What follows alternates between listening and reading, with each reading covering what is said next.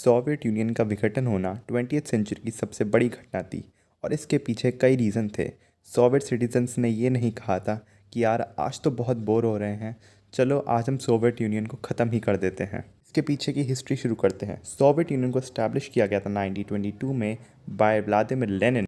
Soviet Union को establish किया गया था on the principle of communism. Communism का आइडिया डेवलप किया गया था 19th सेंचुरी में by Friedrich Engels and Karl Marx. Communism में मेजर मीन्स ऑफ प्रोडक्शन जैसे इंडस्ट्री और एग्रीकल्चर लोगों के हाथ में होता है। कम्युनिज्म ये चाहता है कि लोगों के बीच जो वेल्थ है वो इक्वली डिस्ट्रीब्यूट की जाए और इन्हीं सब प्रिंसिपल्स के बेसिस पर यूएसएसआर का गठन किया गया था। तो फास्ट फॉरवर्ड करते हैं 1985 की यूएसएसआर में। उस समय मिखाइल गोर्बाचेव को नया जनरल सेक्रेटरी बनाया गया था communist party of the Soviet union. उन्होंने ही वो डॉक्यूमेंट साइन करी जिससे यूएसएसआर ख़त्म हो गया, जिससे यूएसएसआर डिसबैंड हो गया। यूएसएसआर के ख़त्म होने के पीछे उसका सबसे बड़ा कारण उसकी गिरती हुई अर्थव्यवस्था थी। दूसरे विश्व युद्ध के ख़त्म होने के बाद से ही सोवियत यूनियन के लीडर अमेरिका के साथ हथियारों की होड़ में लगे हुए और सोवियत यूनियन ने 1970s तक अमेरिका के साथ हथियारों में बराबरी कर ली। सोवियत यूनियन की आर्मी उस समय बहुत स्ट्रांग थी, उनके पास 25,000 टैंक्स अकेले ईस्ट जर्मनी में ही थे। लेकिन फिर जिमी कार्टर अमेरिका के नए राष्ट्रपति बने और उन्होंने एक नई घोषणा करी। उन्होंने न्यूट्रॉन बम बनाने की घोषणा कर दी। इससे सोवियत यूनियन में एक भूकंप सा आ गया। न्यूट्रॉन बम जब भी एक जगह गिरता है तो वहाँ पे उससे लोग मरते हैं और उससे फिजिकल वायलेंस बहुत कम होता है। तो न्यूट्रॉन बम अगर एक जगह गिराया जाएगा तो टैंक के अंदर के लोग मर जाएंगे, लेकिन टैंक सही सलामत रहेगा।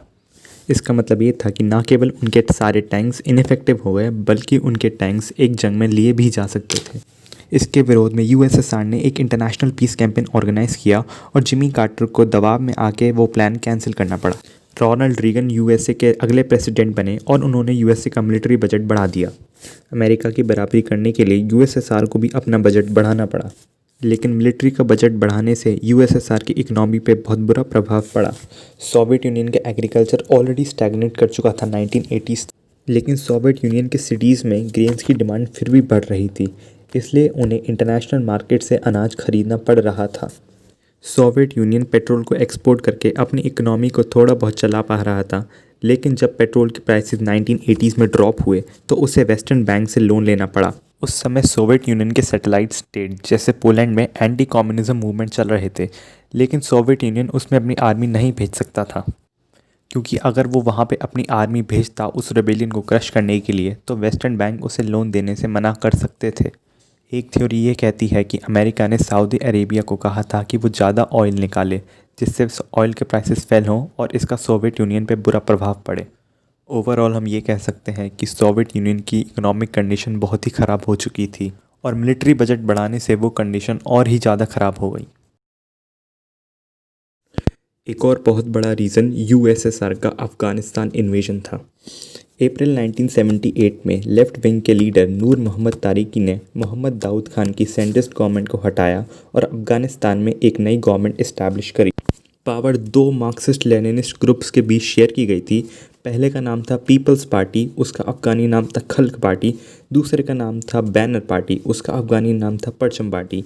ये दोनों एक ही ऑर्गेनाइजेशन से इमर्ज्ड हुए थे। उस ऑर्गेनाइजेशन का नाम था पीपल्स डेमोक्रेटिक पार्टी। जो नई गवर्नमेंट बनी, लोग उसे बिल्कुल भी पसंद नहीं करते थे। उस गवर्नमेंट का पॉपुलर सपोर्ट बहुत ही कम था। उस गवर्नमेंट के क्लोज टाइज यूएसएसआर से थे और जैसे कि सभी कम्युनिस्ट पार्टी करती हैं, इस गवर्नमेंट ने भी बनते ही अपने ऑपोजिशन को ख़त्म करना शुरू कर दिया। इस कम्युनिस्ट गवर्नमेंट ने कई रिफॉर्म्स लाए, लेकिन इन रिफॉर्म्स को जो अफ़गानिस्तान के जो ट्रेडिशनल मुस्लिम्स हैं उन्होंने इसे बिल्कुल पसंद नहीं किया। उन्हें ये गवर्नमेंट बिल्कुल पसंद नहीं थी और वो इस गवर्नमेंट को हटाने की कोशिश करने लग गए। उन्होंने इस गवर्नमेंट के खिलाफ हमला बोलना शुरू किया और इस ग्रुप जो हमला करता था उस ग्रुप को कहा गया मुजाहिदीन। मुजाहिदीन का मतलब है जो लोग जिहाद करते हैं, रिलीजियस वॉर। 24 दिसंबर 1979 को सोवियत यूनियन ने अफ़गानिस्तान में इंटरवेंशन किया। उसे डर था कि जैसा इस्लामिक रेवोल्यूशन अभी अफ़गानिस्तान में हो रहा है, वैसे ही उसके और प्रोविंसेस जैसे किर्गिस्तान, तुर्कमेनिस्तान या कज़ाकिस्तान में भी फैल सकता है और वहाँ पे भी उसकी रजीम कोलैप्स हो सकती हैं।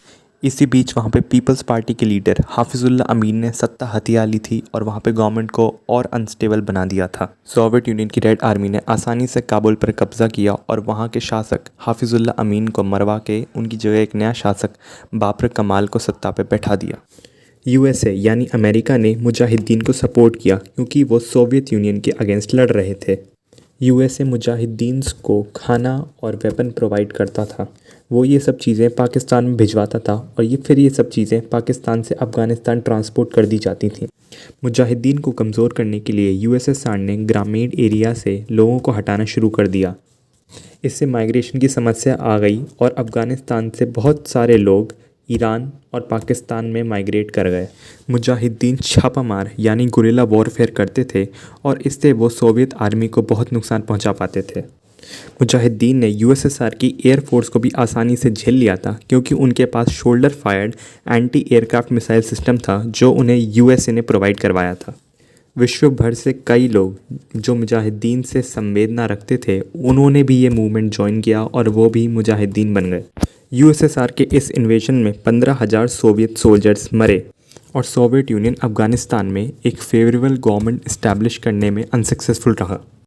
सोवियत यूनियन के सिटीजन्स इस लगातार वॉर की स्टेज से परेशान हो चुके थे और वो चाहते थे कि सोवियत यूनियन अपनी सेना वहाँ से वापस बुला ले। इस वॉर से यूएसएसआर की इकनॉमी पे बहुत बुरा प्रभाव पड़ा और वहाँ पे इकनॉमिक गुड्स की शॉर्टेज हो गई। वहाँ पर ब्रेड के लिए लाइंस लंबी होती गईं और यंगर जनरेशन इस वॉर के खिलाफ सड़क पर उतर आई। यूएसएसआर के गिरने का एक और बहुत बड़ा कारण गोर्बाचेव के द्वारा इनिशिएट किए गए रिफॉर्म्स थे। जैसा कि हमने जाना था कि गोर्बाचेव 1985 में जनरल सेक्रेटरी बने थे communist party of the Soviet union के। इस पोजीशन पे आने के बाद उन्होंने कई रिफॉर्म्स इनिशिएट किए गए और उनके सबसे फेमस 2 रिफॉर्म कहे गए हैं। उन रिफॉर्म्स का नाम था पेरेस्ट्रोइका और ग्लासनोस्त। पेरेस्ट्रोइका का लिटरल मतलब है रीस्ट्रक्चरिंग और ग्लासनोस्त का मतलब है ट्रांसपेरेंसी। अकॉर्डिंग टू गोर्बाचेव ये रिफॉर्म्स ज़रूरी थे ताकि सोवियत यूनियन वेस्ट के साथ कैचअप कर पाए, उनकी बराबरी कर सके। लेकिन यही रिफॉर्म आखिर में बैकफायर कर गए। सोवियत यूनियन की इकोनॉमी जैसा कि आप जानते हैं स्टैग्नेंट हो चुकी थी, वो एक जगह रुक चुकी थी और सोवियत यूनियन के लीडर्स कंफर्टेबल हुए थे अपनी पोजीशन को लेके क्योंकि उन्हें कोई चैलेंज करने वाला नहीं था। पेरेस्ट्रोइका के अंदर गोर्बाचेव ने जो गवर्नमेंट का इकोनॉमी पे कंट्रोल था उसे कम किया। पेरेस्ट्रोइका के अंदर उन्होंने सोवियत यूनियन में एक मार्केट इकोनॉमी इंट्रोड्यूस करी और एनकरेज किया जॉइंट वेंचर्स को कि वो इस्टेब्लिश हों। उन्होंने 1988 में कॉपरेटिव्स को भी लीगलाइज कर दिया और उन्होंने उन्हें परमिशन दे दी कि वो अपने प्राइसेस रख सकते हैं। यूएसएसआर की इकोनॉमिक ब्यूरोक्रेसी ने इसको रोकने की बहुत कोशिश करी क्योंकि उन्हें लग रहा था कि इससे उनकी पावर कम हो रही है। ग्लासनोस्त का मतलब है ट्रांसपेरेंसी और ये रिफॉर्म गोर्बाचेव ने इनिशिएट किया था ताकि सोवियत यूनियन और ज़्यादा ट्रांसपेरेंट और ओपन बन सके। उस समय की कम्युनिस्ट पार्टी करप्शन और भाई भतीजावाद से लिप्त हो चुकी थी। गोर्बाचेव ने कम्युनिस्ट पार्टी में ओपन डिस्कशन और डेमोक्रेटाइजेशन को एनकरेज किया। उन्होंने और सुधार लाने के लिए सेंट्रल कमेटी की संख्या 20 से 9 कर दी और 19th पार्टी कॉन्फ्रेंस जून 1988 में गोर्बाचेव ने एक मल्टी पार्टी सिस्टम की घोषणा कर दी। ये एक बहुत ही रेडिकल स्टेप था क्योंकि कम्युनिस्ट देशों में कम्युनिस्ट पार्टी के अलावा वोटर्स के पास और कोई चॉइस नहीं होती। इस स्टेप को इनिशिएट करके उन्होंने एक तरीके से कम्युनिस्ट पार्टी की मोनोपोली छीन ली थी। ग्लासनोस्त एक तरीके से कमिटमेंट था गोर्बाचेव की गवर्नमेंट का सोवियत सिटीजन्स को क्योंकि अब वो गवर्नमेंट की समस्याएं को पब्लिकली डिस्कस कर सकते थे और उसको सॉल्यूशन दे सकते थे। ग्लासनोस्त के अंदर जोसेफ स्टॉलिन की हिस्ट्री को फिर से एग्जामिन किया गया और जो भी लिटरेचर सेंसर्ड कर दिया गया था उसे और पब्लिकली अवेलेबल किया गया। ग्लासनोस्त के अंदर ही यूएस और यूएसएसआर के बीच ज़्यादा इन्फॉर्मेशन शेयर हो पा रही थी। इसी से सोवियत सिटीजन्स को अमेरिका और वेस्टर्न यूरोप के हाई लिविंग स्टैंडर्ड्स के बारे में पता चला। यही दोनों चीज़ें ग्लासनोस्त और पेरेस्ट्रोइका आगे चलकर सोवियत यूनियन के फॉल का एक बहुत बड़ा कारण बने। यूएसएसआर का सोवियत सिटीजन्स को फ्रीडम देना एक अच्छा कदम था लेकिन इस कदम से उनको अपनी सरकार की और खामियों के बारे में पता चला, उनको वेस्टर्न कंट्रीज़ के हाई लिविंग स्टैंडर्ड्स के बारे में पता चला और इससे वो अपनी सरकार के खिलाफ और वायलेंटली प्रोटेस्ट करने लगे। इन वायलेंट प्रोटेस्ट को कम्युनिस्ट सरकारें कंट्रोल नहीं कर पाईं और कम्युनिस्ट रिजीम एक के बाद एक धड़ाम से गिर गई। सोवियत यूनियन की कब्र में आखिरी कील चेरनोबिल इंसिडेंट ने डाली थी। चेरनोबिल एक टाउन है यूक्रेन में। वहाँ पर सोवियत यूनियन का एक न्यूक्लियर रिएक्टर था। अप्रैल 26, 1986 पे वहाँ पे एक रूटीन टेस्ट चल रहा था, लेकिन वो रूटीन टेस्ट बहुत ज़्यादा गलत चला गया। लेकिन वहाँ पे कुछ गड़बड़ हो गई और इसकी वजह से 2 बहुत बड़े धमाके हुए, जिससे 1000 टन की छत उड़ गई और फिर उस जगह से हिरोशिमा से भी 400 गुना ज़्यादा रेडिएशन निकला। 2 वर्कर्स की तुरंत मौत हो गई और 28 की रेडिएशन की वजह से आगे जाके उनकी मौत हुई और हज़ारों लोगों में रेडिएशन के बुरे प्रभाव दिखे, जैसे कैंसर। इस इंसिडेंट की वजह से यूएसएसआर का लैक ऑफ ओपननेस एक्सपोज्ड हो गया। इस इंसिडेंट में यूएसएसआर के बिलियंस और बिलियंस लग गए और उसका एक प्राइमरी एनर्जी सोर्स भी चला गया। ये यूएसएसआर की इमेज पर एक धब्बा बन गया। मिखाइल गोर्बाचेव ने एक बार कहा था कि मेरे पेरेस्ट्रोइका से भी ज़्यादा चेर्नोबिल असली कारण था यूएसएसआर के विघटन होने का। रिएक्टर में आग लगने के बाद वहाँ पे अग्निशमन के कर्मचारी तुरंत पहुँच गए थे, लेकिन उन्हें पता नहीं था कि ये आग रेडिएशन वाली है।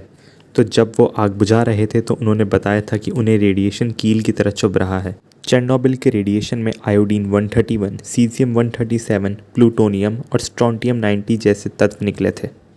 चेर्नोबिल के रेडिएशन की वजह से बहुत सारे लोगों को थायराइड कैंसर की समस्या हुई थी। इसका एक बहुत बड़ा कारण आयोडीन 131 का रेडिएशन था। हमने इस वीडियो में 4 मेन रीज़न देखे यूएसएसआर के कोलैप्स होने के पीछे। उन्हें हम एक बार रिकैप कर लेते हैं। पहला रीज़न था यूएसएसआर की बुरी इकोनॉमिक कंडीशन। दूसरा रीज़न था यूएसएसआर का अफ़गानिस्तान इन्वेजन। तीसरा रीज़न था गोर्बाचेव की ग्लासनोस्ट और पेरेस्ट्रोइका की पॉलिसी। चौथा और फाइनल रीज़न था चेर्नोबिल इंसिडेंट। इन सब रीज़न्स के क्यूमुलेटिव इफ़ेक्ट के चलते यूएसएसआर कोलैप्स हुआ। 8 दिसंबर को मिखाइल गोर्बाचेव ने यूक्रेन और बेलारूस के लीडर के साथ वो डॉक्यूमेंट साइन किया जिससे यूएसएसआर को ऑफिशियली ख़त्म कर दिया गया। और 25 दिसंबर, जिस दिन पूरी दुनिया में क्रिसमस का सेलिब्रेशन हो रहा था, उस दिन यूएसएसआर का झंडा आखिरी बार रशियन पार्लियामेंट पे फहराया गया।